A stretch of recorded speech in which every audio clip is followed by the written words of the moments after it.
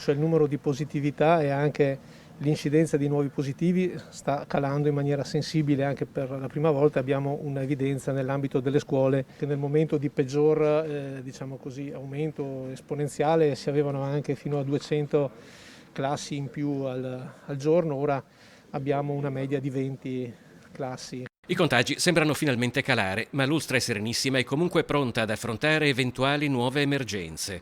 Con una potenza di 1000 tamponi al giorno, 2 linee di erogazione e 10 ore di attività quotidiana dalle 8 alle 18, il nuovo drive-thru di Favaro, nel parcheggio scambiatore tra via Triestina e il deposito del tram, fa salire a quota 33 i punti tampone presenti nel territorio dell'azienda sanitaria veneziana. Questo punto viene ad affiancare a Piazzale Giustinian per quanto riguarda la realtà di Mestre, in modo tale da aumentare l'offerta e modularla, cercando di far convergere la maggior parte del traffico su questa sede, alleggerendo Piazzale Giustinian, che comunque rimane operativa. La collaborazione tra azienda sanitaria, comune, municipalità e AVM ha permesso l'apertura in tempi rapidi di questa come di altre strutture. Abbiamo cercato in tempi rapidi di dare risposte ai cittadini, aprendo a Venezia ormai 2 settimane fa a San Basilio il punto tamponi e poi in questo parcheggio, diciamo, in una zona strategica per Mestre, con più vie di fuga possibili, questa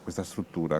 Gennaio non è stato un mese facile, il moltiplicarsi dei contagi ha portato ad un incremento esponenziale della domanda di screening da parte dei cittadini, una richiesta che aveva finito col generare lunghe code in laguna come nell'entroterra.